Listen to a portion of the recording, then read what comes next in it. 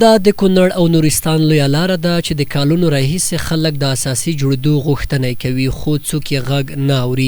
د دې لارې موټر چلوونکي او خلک وایي چې په ځلونو د تیر جمهوري نظام مسؤلینو ته ورغلي خو په تشو وعدو یې له دفترو رخصت کړي. اوس له اوسني حاکم نظام غوښتنه کوي چې دغه سړک دوی ته په اساسي ډول جوړ کړي.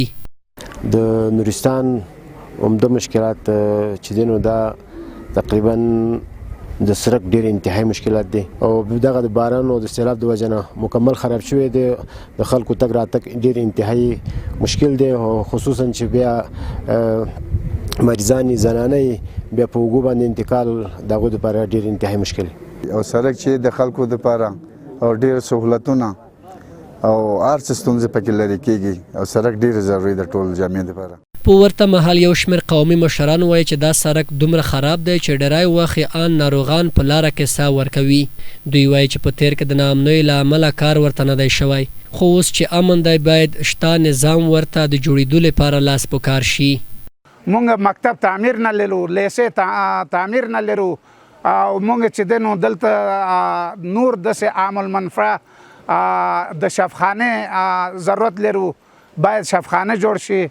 مکتبونه نه لرو آبادي دارنګ لیسې دارنګ نور صحت په باره کې موږ دپاره خدمت وکړي نو دا زموږ تقاضا ده. مکاتب دپاره ضروري دي، پوهنتونونه دپاره ضروري دي چې دا نوی نسل موږ په عزت سره لوی شي. موږ ټول شیان ته ضروري لرو، هر یو کلي دا ځان نه چې زما خپل کلي ټول کلي موږ. د نورستان والي وایي چې یادو سیمو ته په ځینو برخو کې کار شوی او هڅه کوي چې د سړک د رغونې چاره هم پیل کړي. د فوایدو عامې وزارت سره موږ ملاقاتونه کړي دي. بیا هغه نه وروسته دلته سروې ته د سروې ټیم د فوایدو عامې راغلی دلته تقریبا د نورستان 80 کیلومتره سړک یې سروې کړی ده.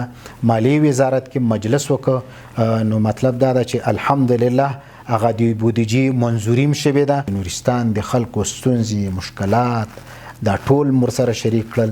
خوشبختانه چې کوم پیشنهادونه موږ کړي وو د مشرتابه ته الحمدلله ټول راته منظور کړل چې هغه ډیر عظیم غټ پیشنهادونه دي، البته ملي پروژې دي.